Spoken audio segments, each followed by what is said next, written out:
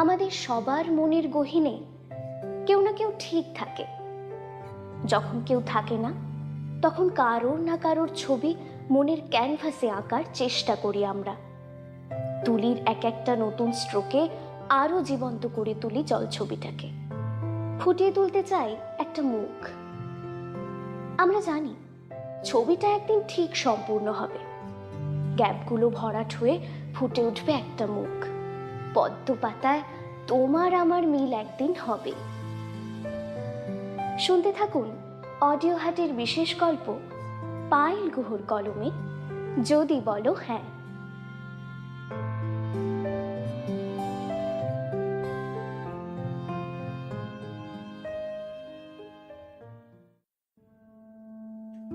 প্রথম কলেজের দিনটা সত্যি মনে থাকার মতন হয়। তবে প্রথম দিনের কলেজের এক্সাইটমেন্ট, আনন্দ, এই সবগুলো ছাড়িয়ে যে সমস্যাটা কলেজে পা দিতেই প্রকট হয় তা হলো ক্লাসরুম খুঁজে বের করা। স্কুলের ছোট গণ্ডির বাইরে বেরিয়ে এত বড় ক্যাম্পাসে নিজের ডিপার্টমেন্টের ক্লাস খুঁজে বের করা মুখের কথা নয়। সকাল 10টা থেকে ক্লাস। রঞ্জিনী 10টার মধ্যে কলেজে ঢুকলেও ক্লাস খুঁজে পেয়ে যখন ক্লাসের দরজায় দাঁড়ালো তখন 10:15। বুকটা দুরু দুরু করছে তার। দরজা দিয়ে ক্লাসে উঁকি মারতে দেখতে পেল একটা লম্বা রিজু চেহারার একজন টেবিলে হেলান দিয়ে দাঁড়িয়ে রয়েছে। অফ হোয়াইট শার্ট গুঁজে পরা, ব্ল্যাক প্যান্ট, পুরো ফর্মাল লুকস। শুনে মনে হচ্ছে সবার সাথে আলাপ করছে। ও ধীর পায়ে দরজার সামনে এসে দাঁড়ালো। May I come in sir? No. থতমত খেয়ে যায় রঞ্জিনী। নো মানে? নো, নো মানে? প্রফেসর ওর দিকে ঘুরে একবার ঘড়িতে চোখ বুলোলেন, তারপর বললেন, পাক্কা 16 মিনিট লেট। আমার ক্লাসে আমি ঢোকার পর আর কাউকে অ্যালাউ করি না। Got it? শেষ দুটি শব্দ গোটা ক্লাসের উদ্দেশ্যেই বলল সে। না মানে স্যার, আমার ওই ক্লাসটা খুঁজতে গিয়ে একটু দেরি হয়ে গেল। সেটাই, আজ ক্লাস খুঁজতে দেরি হয়েছে, কাল বলবে কলেজের রাস্তা হারিয়ে ফেলেছি, পরশু জ্যামে আটকে গেছি। সরি, ফার্স্ট দিন বলে আমি কোনো রকম ফেভার করতে পারবো না। Better you leave. কিন্তু দাঁড়িয়ে রইল রঞ্জিনী। রঞ্জিনীর বড্ড রাগ হচ্ছে। কি বাজে রে প্রফেসরটা। করা মানলাম, তা বলে প্রথম দিনে প্রথম ক্লাসটাই করতে দিল না। মন বলে কিছু নেই নাকি? হার্টলেস। রঞ্জিনী বাইরে গেল না। কোথায় যেত? কাউকে তো চেনেই না। তাই ঠায় দাঁড়িয়ে রইল 1 ঘন্টা। শুনতে পাচ্ছিল প্রফেসরের কণ্ঠস্বরটা। ঘন্টা পড়তেই বেরিয়ে এলেন তিনি। মাথা নিচু করে দাঁড়িয়ে রঞ্জিনী। ও চোখ না তুলেও বুঝতে পারল লম্বা চেহারার মানুষটা ওর দিকে তাকিয়ে। ও পাশ কাটিয়ে ক্লাসে ঢুকবে বলে পা বাড়িয়েছে এমন সময় ডাকলেন তিনি। তোমার নাম? রঞ্জিনী বিশ্বাস। বেশ, আমি রণদীপ লাহিড়ী। তোমরা আমার ক্লাস রোজ পাবে। পেপার 2টা আমি দেখছি। রঞ্জিনী মাথা নাড়ালো। যাও, ক্লাসে যাও। রঞ্জিনী ক্লাসে ঢুকে যায়। রণদীপ ওর চলে যাওয়া অবধি দাঁড়িয়ে থেকে কমন রুমের উদ্দেশ্যে হাঁটা শুরু করে। রঞ্জিনী ওর মনে একটা আলাদা ছাপ ফেলে গেছে। চলে যেতে বলার পরেও একটানা দাঁড়িয়ে থাকার জন্য নয়, অদ্ভুত একটা ব্যাপার রয়েছে মেয়েটার মধ্যে। গোলগাল মুখটা কি অদ্ভুত লালিত্যে মাখা। আকাশি নীল সাদা চুড়িদারে যেন ওই নীল আকাশটাই মাটিতে নেমে এসেছে। কলেজে এই 1.5 বছর পড়াচ্ছে, কম তো স্টুডেন্ট দেখল না। ওর চোখে মুখে এখনো সেই মাধ্যমিকের বাধ্যমে ছাপটা রয়ে গেছে। বুকের বাঁ দিকটায় একটা অন্যরকম অনুভূতি টের পেল ও। ইতিহাস সাক্ষী রয়েছে এই অনুভূতি যে বড়ই সর্বনাশা।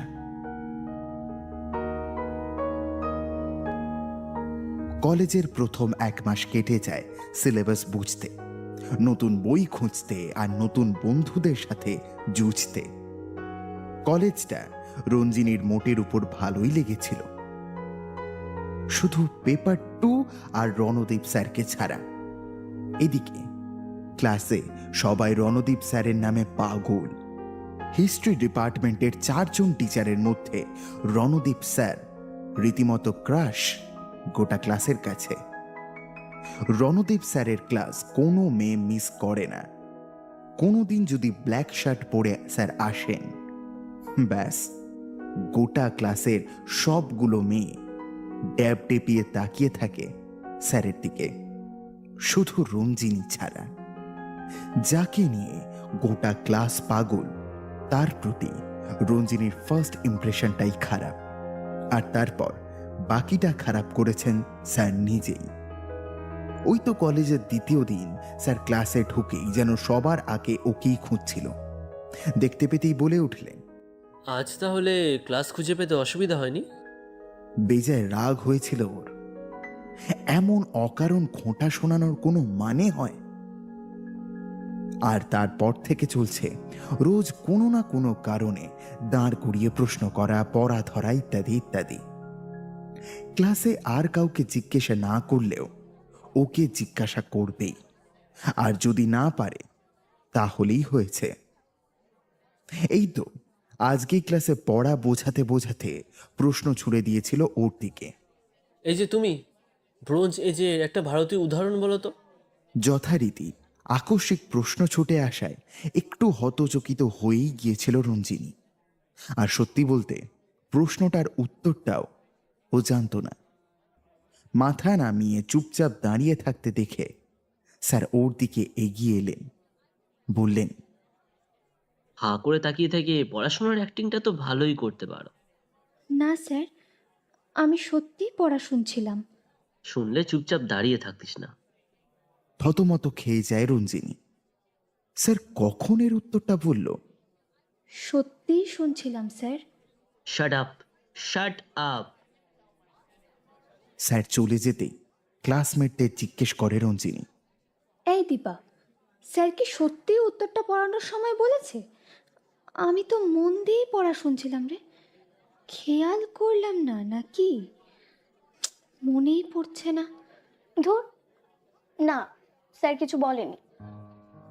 তাহলে যে স্যার বলল, স্যারের কি গোটা ক্লাসের সামনে হেনস্থা না করলে পেটের ভাত হজম হয় না?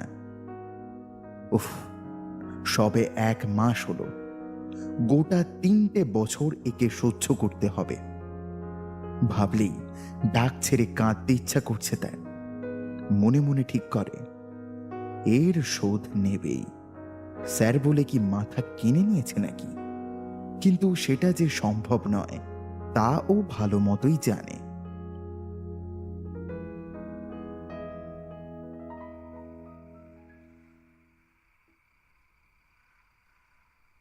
রণদীপের আঙুলটা তখন থেকেই রঞ্জিনীর নাম্বারের চারপাশ দিয়ে পাক খাচ্ছে। পিং করবে নাকি করবে না তা নিয়ে শুরু হয়েছে এক বিশাল দ্বন্দ্ব। এই 1 মাসে রণদীপ ভালোভাবেই বুঝেছে যে ওর সর্বনাশ হয়েছে ওই রঞ্জিনীর স্বচ্ছ ঝিলের মতো চোখে ডুবে। এই মুহূর্তে ওর ন্যাকা ন্যাকা মহৎ প্রেমিক মন বলছে, পাঠানা একটা মেসেজ। প্রফেসর সত্তা চোখ পাকিয়ে বলছে, ভুলে যাস না তুই একজন প্রফেসর, ও কিন্তু তোর স্টুডেন্ট, ব্যাপারটা কিন্তু ভালো দেখায় না। কি জ্বালা! প্রেমিক সত্তা জুলু জুলু চোখে চেয়ে রয়েছে, আর প্রফেসর সত্তা কটমট করে। শেষমেশ প্রেমিক মনটাকে দেখে মনটা ভিজল, তাই চ্যাট বক্সটা খুলে একটা পিং করেই দিল রণদীপ, তবে প্রফেসরই ঢঙে। কি রে, সকালে যে প্রশ্নটা করলাম তার উত্তর পেলি? রাত 10:30। ডিনারটা সেরে সবে ফোন নিয়ে বসেছে রঞ্জিনী। বন্ধুদের গ্রুপে পরের দিনের প্ল্যানিং চলছে, চলছে গালাগালি, গুলতানি। তার মধ্যে হঠাৎ একটা টিং করে আওয়াজ, নোটিফিকেশন জানাচ্ছে একটা মেসেজ এসেছে। ব্রুতে ভাঁজ পড়ল, আর মেসেজটা সিন করতে মুডটাও গেল খিঁচড়ে। উত্তর দিল, হ্যাঁ, কি বলতো? Indus valley civilisation. সেই তো গুগল দেখি উত্তরটা দিলি। প্রত্যেককেই কিছু না কিছু দেখে জ্ঞান অর্জন করতে হয় স্যার, হয় বই নয় গুগল। মন দিয়ে ক্লাস করে মাথা খাটিয়েও জানা যায়, অবশ্য মাথা খাটানোর মতো গ্রে ম্যাটারটা থাকলে। আমি মন দিয়েই ক্লাস করি। হ্যাঁ, তার নমুনা তো দেখতেই পেলাম।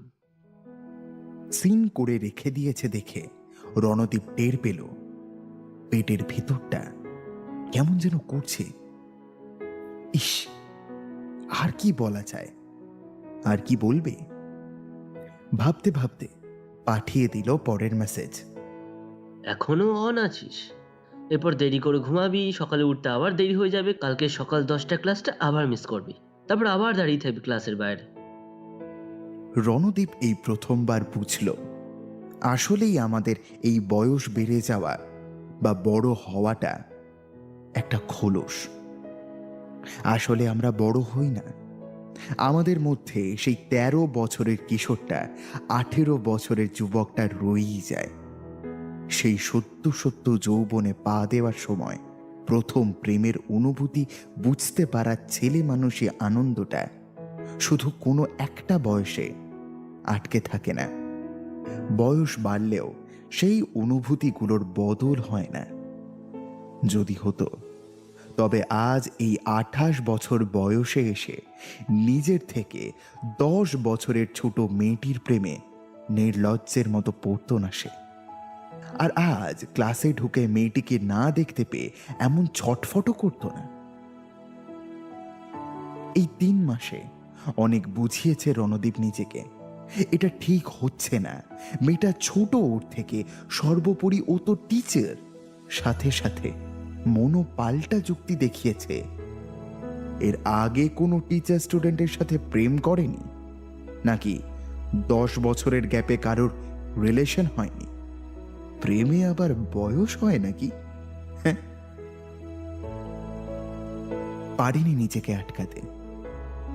অবশ্য প্রেম জিনিসটা কবেই বা মানুষের হাতে ছিল। কবি সত্যিই বলেছেন, প্রেমের ফাঁদ পাতা ভুবনে, ওই ফাঁদে পড়েই কাঁদার দশা।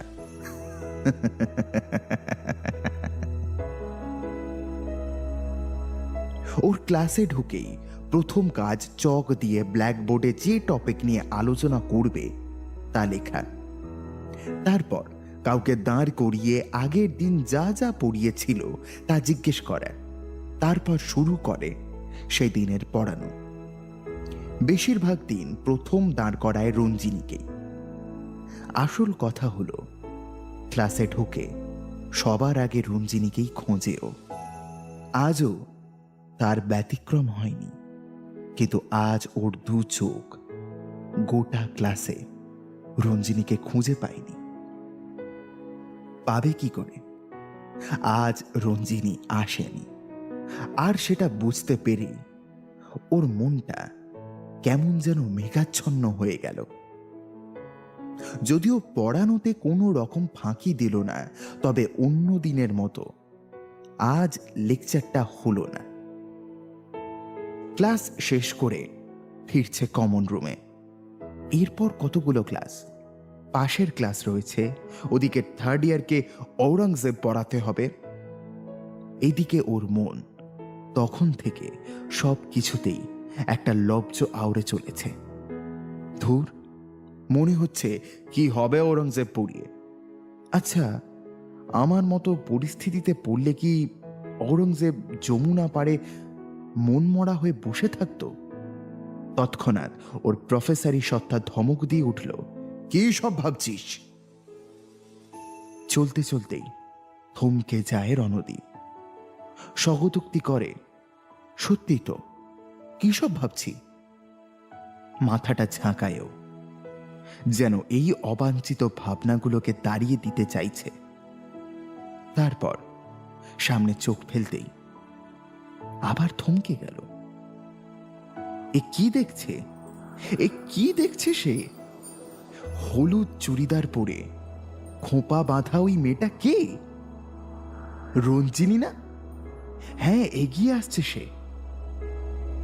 ঝিলের মতো চোখটায় ব্যস্ততা, গোলাপি ঠোঁটটা কামড়ে এগিয়ে আসছে। উফ, মনটা নেচে উঠল ওর। ওর এমন ব্যবহারে ওর প্রফেসর সত্তাটি ধিক্কার করলেও ও পাত্তা দিল না, উল্টে হ্যাংলার মতো এগিয়ে গেল সেদিকে।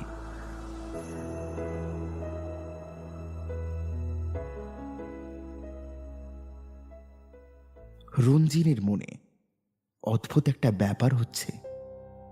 ব্যাপারটা খুব অদ্ভুত, মানে কেমন একটা নরম তুলোর মতো কিছু যেন ভেসে বেড়াচ্ছে মন জুড়ে। পাশ থেকে দীপা বলল, আরে প্রিয় স্টুডেন্ট বলে কথা, ব্যাপার স্যাপারই আলাদা। তোর জন্য স্যার নিজের রুলস বদলে দিল। গোটা ডিপার্টমেন্টে রণদীপ স্যারের প্রিয় স্টুডেন্ট বলে রঞ্জিনীর বদনাম হয়েছে। অ্যাটলিস্ট রঞ্জিনীর কাছে ওটা বদনাম। অন্যদিন বন্ধুদের মুখে ওটা শুনলেই খোঁচে যেত ও, কিন্তু আজ যেন শুনতেও পেল না। ওর মাথায় একটাই প্রশ্ন ঘুরছে, কেসটা কি হলো?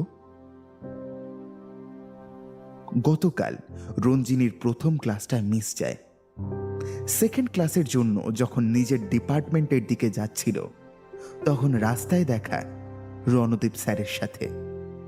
রণদীপ নিজেই ওর সামনে যায়। কি রে, ফার্স্ট ক্লাসে আসলি না যে? রঞ্জিনী কোনো রকম ভনিতা না করে বলেছিল, আজ কলেজে ঢুকতে একটু দেরি হয়ে গেছিল, তবে আমি চলে যেতেই পারতাম, কিন্তু কলেজ গেটে যখন নামি তখন 9:58 বাজে।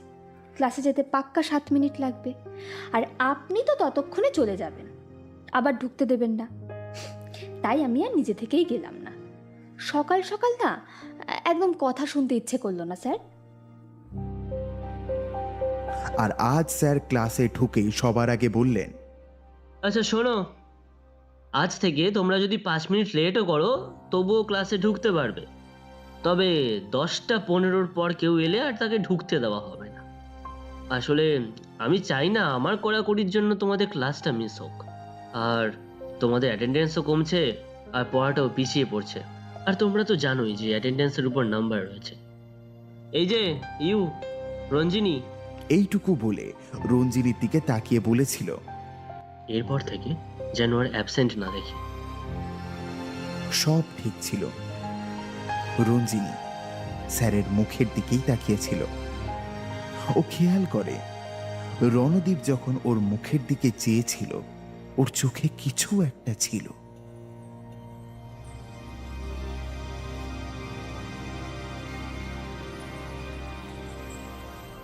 এই জানিস, আমার না মনে হয় স্যার তোর প্রেমে পড়েছে। এই কি বাজে বকছিস? আহা, তুই নিজেই ভেবে দেখ না, স্যার তোকে ক্যাফেতে যেতে বললো কেন? একটা খাতারই তো ব্যাপার, বেরোনোর আগে দিয়ে যাওয়ার কথাও তো বলতে পারতো। কোথায়, আমাদের তো কখনো ডাকেনি। কথাটা যে ও নিজেও ভাবেনি তা নয়, আর যে ঘটনাটা ঘটেছে সেটাও খুব অদ্ভুত। 5টা মাস কেটে গিয়েছে চোখের নিমেষে। সামনের মাসে সেমেস্টার, আর এই সময়টায় শুরু হয় যত রাজ্যের ইন্টারনাল অ্যাসাইনমেন্টের অত্যাচার। গত সপ্তাহে রণদ্বীপে নেওয়া ইন্টারনালের খাতা আজ হাতে পায়ে ওরা। ও পেয়েছে 12। প্রথমেই মনটা খুব খারাপ হয়।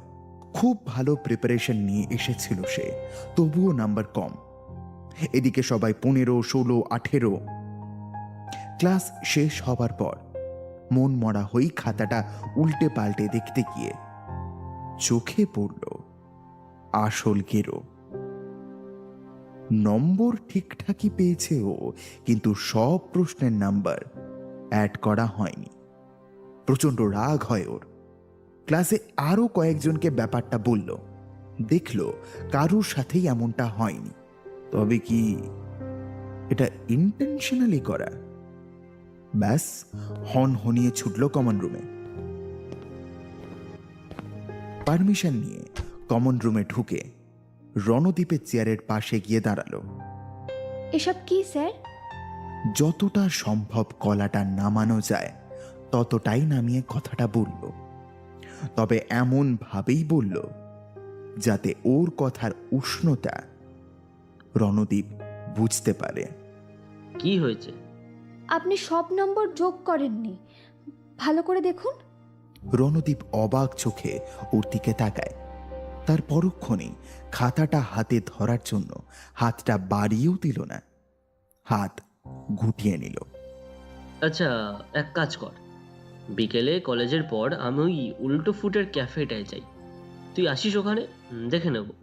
এখন তো দেখতেই পাচ্ছিস সামনে কত খাতা অলরেডি। ওকে? সামনের ছড়ানো খাতাগুলোকে দেখিয়ে বলল সে। রঞ্জিনী কথা বাড়ায় না। তখন বেরিয়ে এলেও খচখচানি রয়ে যায়। সত্যি তো, ক্যাফেতে কেন?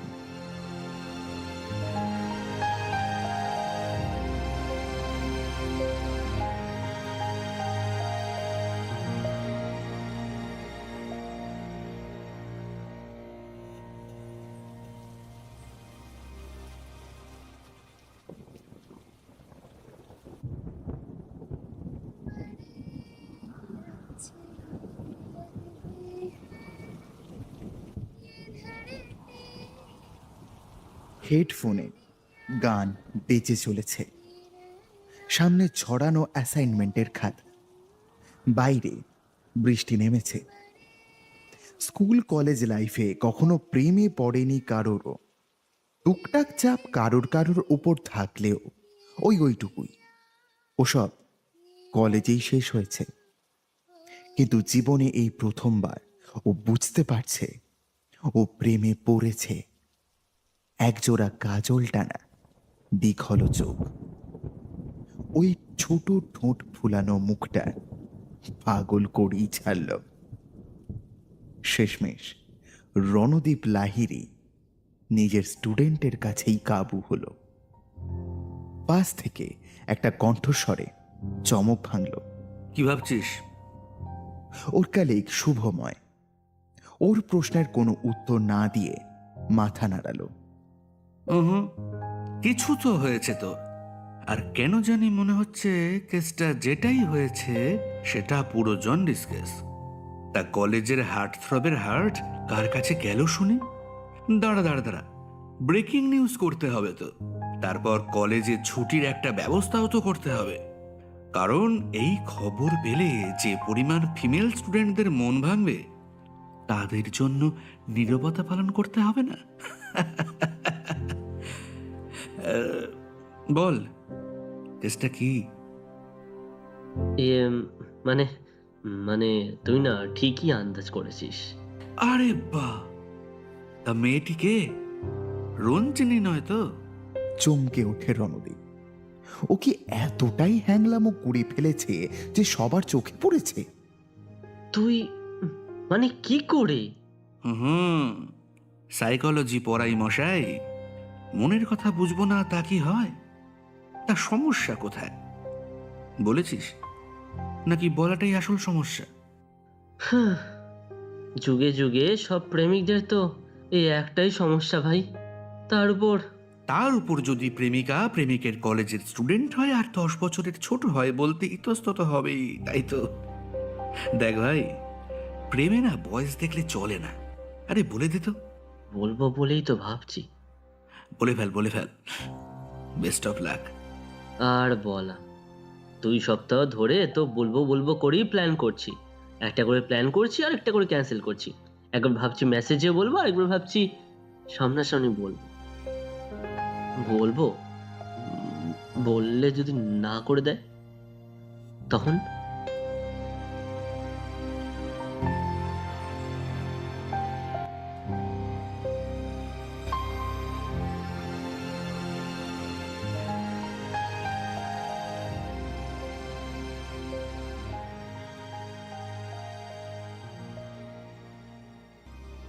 আমি শহর জুড়ে নেশাতুর সুরে আজ খুঁজেছি তোমার। তুমি ক্যাফেতে লো ভলিউমে গানটা বেজে চলেছে, আর রণদীপ আপাতত এই দোনমনোতেই 2টো কোল্ড কফি অর্ডার দিয়ে দিল। একজনকে 2টো কফি অর্ডার দিতে দেখে ড্যাপড্যাপিয়ে তাকাতে তাকাতে গেল ওয়েটার। সেদিকে হুঁশ নেই। টেবিলে বসে হাত কচলাচ্ছে রণদীপ। পেট গুড়গুড় করছে ওর। কথাটাও নিজে কিভাবে বলবে? কাঁচের দরজা ঠেলে ঢুকলো রঞ্জিনী।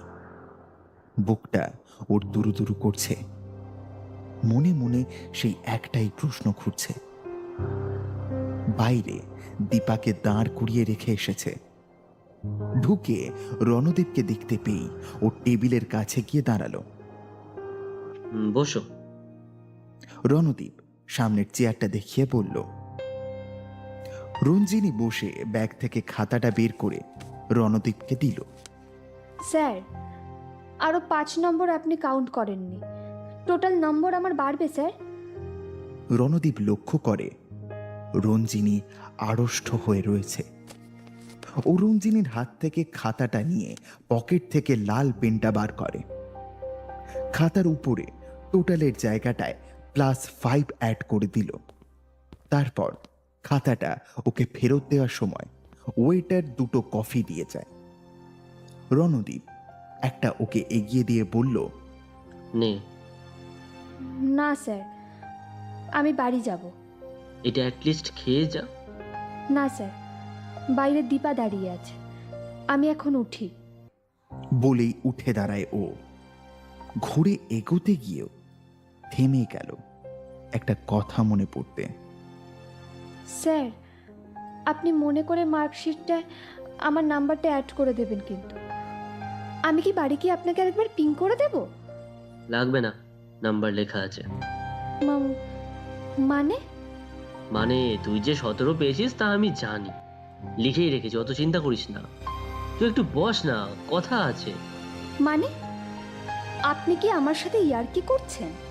সব সময় আমাকে এরকম হ্যারাস করার মানেটা কি স্যার? আজ আমি সিরিয়াসলি জানতে চাই। এই রে, ভাগ্যিস এই মুহূর্তে ক্যাফেটা ফাঁকা, তাও ওয়েটার দুজন ওদের দিকেই তাকিয়ে রয়েছে। রঞ্জিনী, একটু আস্তে, সবাই তাকাচ্ছে।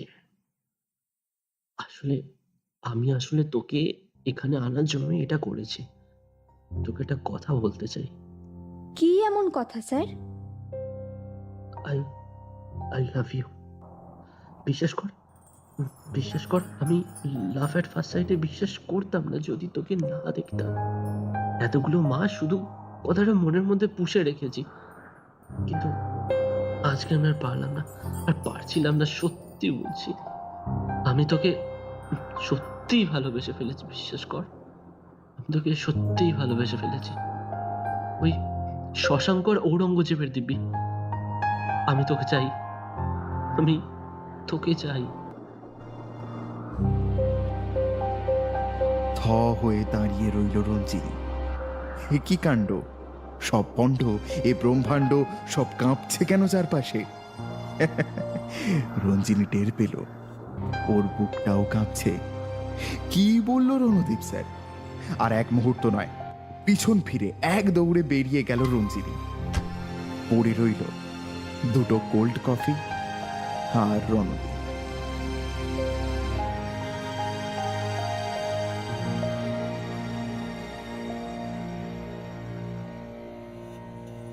কখনো কখনো জীবনে কিছু কাজ করার পর কাজটার ফলাফল বোঝা যায় না। সময় এগিয়েছে 1টা বছর, 2টো সেমিস্টার কমপ্লিট, 3rd সেমিস্টারের লম্বা সিলেবাস। পড়ার আর পড়ানোর দুটোরই চাপ বেড়েছে। আজ সেকেন্ড প্রফেসর আসেননি দেখে 2টো ঘন্টায় নিজের 2টো ক্লাস পরপর নিয়ে নিয়েছে রণদীপ। এই মাঝের কয়েক মাস খুব স্বাভাবিকভাবেই কেটেছে। ওই দিনের পর রণদীপ আর কোনো হঠকারিতা করেনি, কিন্তু সব কিছুরই তো একটা ফলাফল জানতে চায় মানুষ। ও নিজেও জানতে চায় ওর উত্তরটা। রোজ ক্লাসে ঢুকে রঞ্জিনীকে দেখলেই এই কথাগুলো মনে পড়ে তার। ঘড়িতে এখন 5টা বাজে। দিনের শেষের ক্লাস করার পর স্টুডেন্টরা যেমন ক্লান্ত থাকে, প্রফেসররাও। তার উপর 2 ঘন্টার ক্লাস, আরো বেশি ক্লান্তি ঘিরে ধরেছে। কমন রুম থেকে নিজের ব্যাগটা নিয়ে সেই কফি শপটায় ঢুকলো ও। আজও ঢিমে সুরে বাজছে একটা গান। কফি অর্ডার দিয়ে ফোনটা খুলে বসলো ও। কিছুক্ষণ পর ওয়েটার এসে একটা কফি দিয়ে যায়। কফিটায় চুমুক দিতে যাবে, থমকে যায়। কফিটার উপর লেখা ইয়েস। পাশে 3টে লাভ ক্রিম দিয়ে লেখা। কেমন একটা খটকা লাগে রণদীপের। মাথাটা তুলে ওয়েটারটিকে আবার ডাকে। এটা কি? হ্যাঁ, কেন স্যার? আই মিন, আমাদের এখানে তো কফির ওপর ডিজাইন করেই দেওয়া হয় স্যার। সে জানি, কিন্তু এরকম তো থাকে না। মানে একজন এগিয়ে এলো। রণদীপ তাকে চেনে। এই তো এই ক্যাফের মালিক। এর আরো একটা পরিচয় আছে। কিরকম একটা দাদা হয় জানি রঞ্জিনীর। আসলে আমার বোন এটা করেছে। ওই দেখুন দেখুন দেখুন পালালো, ওর কথা বলতে এলাম বলে। রণদীপ দরজার দিকে তাকাতে ও নিজে তরাক করে চেয়ার ছেড়ে উঠে দাঁড়ালো। রঞ্জিনী! ও ছুটে বাইরে যায়। এই দাঁড়া, এটার মানে কি রঞ্জিনী? রঞ্জিনীর হাত টেনে ধরেছে। কেন? তোমার উত্তরটা দেওয়া উচিত হয়নি বুঝি? সত্যি? তুই? বলছিলাম, কলেজটা কিন্তু সামনে। হাতটা ছেড়ে সরে দাঁড়ায় রণদীপ। তা দেখে হেসে রঞ্জিনী বলে, এই যে স্যার, এবার ক্যাফেটা একটু বদলান, তাহলে আমিও আপনার সাথে একটু কোল্ড কফি খেতে পারি। এর মধ্যে হাত দেখিয়ে টোটো থামিয়েছে। দাদা, কথাটা বলেই উঠে বসে তাতে। চলুন, কালীবাড়ি রোড। রণদীপকে পিছনে ফেলে এগিয়ে যায় ও। মনের মধ্যে ভেসে উঠতে থাকে বিগত 1.5 বছরের ঘটনা পরম্পরা। সেই প্রথম দিন ক্লাসের দরজার সামনে দাঁড়িয়ে যখন ওই মানুষটাকে দেখেছিল, সেদিনই বুকে একটা ধাক্কা টের পেয়েছিল। গোটা ক্লাসের সবাই যেখানে তার অ্যাটেনশনের জন্য হাপিত্তেশ করত, সেখানে ফোকটে নিজে তার থেকে অ্যাটেনশন পেতে ভালোই লাগতো বই কি। একটা সময়ের পর একটা অদ্ভুত অধিকার বোধ কাজ করত মনের মধ্যে। রণদীপ যা কিছু বলুক তা সবটাই যেন অলিখিত অধিকারের মধ্যেই পড়ত। আর রণদীপের উপর রাগ দেখানোটাও যেন ওর অধিকারই ছিল। কবে যেন মনে মনে রণদীপ স্যারটা শুধু রণদীপ হয়ে গেল বুঝতেও পারেনি, চায়ওনি। বুঝল সেদিন। তবু এতদিন পর উত্তর দিল রণদীপকে। রণদীপকে তো কবেই উত্তর দিতে চেয়েছিল, তবে এই মাঝের সময়টুকু ছিল শাস্তি ওই অকারণ হেনস্থাগুলোর। বলেছিল না, শোধ নেবই। নিজের মনে হেসে উঠল। অপরদিকে রণদীপ ফিরে এসে কফিটার উপর লেখাটার দিকে চেয়ে রয়েছে। এসব সত্যি?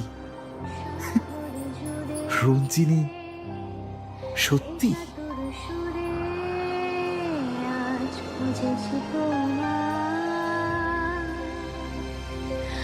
তুমি দাওনি যে সারা মন দিশে হারা, তোমার ঠিকানা